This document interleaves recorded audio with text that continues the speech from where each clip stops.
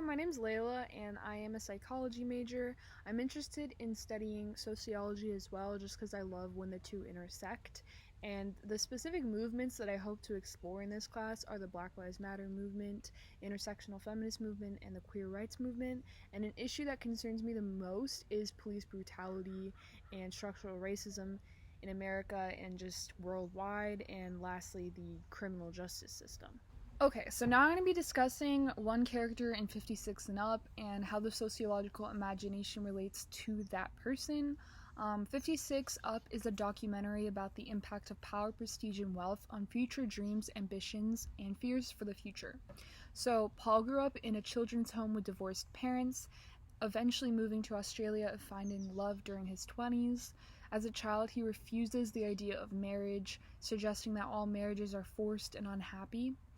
Here, it's clear that from a young age, an unstable household and unhappily married parents negatively impacted his perspective of marriage.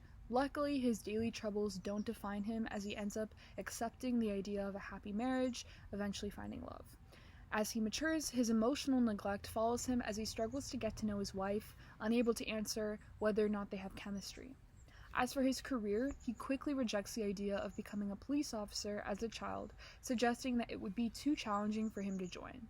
By viewing his career as a challenge, this suggests a lack of confidence in his future endeavors. A lack of confidence stems from the lack of positive reinforcement he has as a child. When reflecting upon his career, he wishes he had worked harder. This pressure of not feeling good enough suggests that his daily troubles continue to impact him as his lack of confidence follows him into adulthood. During his 50s, he is asked about his fears concerning the future and responds by saying that he just hopes that he'll be one of the fortunate ones. When being asked about how he measures life, he highlights the importance of enjoying life's simple pleasures. While Paul may have had a challenging upbringing, wanting to remain lucky and positive suggests that he attempts to exhibit a sociological imagination as his past doesn't fully define him. The sociological imagination asks us to grasp the intersections between history and biology, individuals and society, and private troubles and public issues, so that we can no longer feel trapped by our surroundings.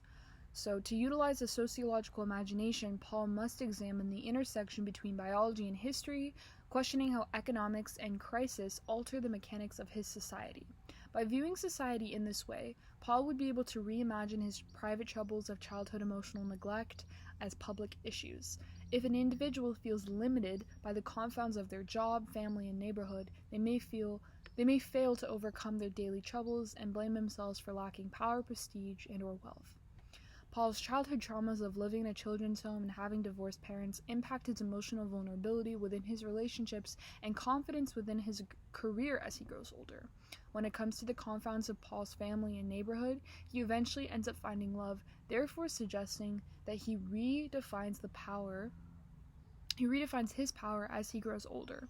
That being said, Paul feels limited by his job, causing him to blame himself for lacking prestige and wealth.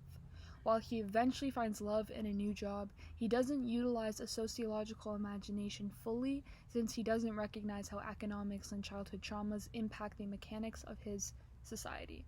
By utilizing a sociological imagination, he may have been able to achieve emotional vulnerability with his wife and exhibit confidence within his career.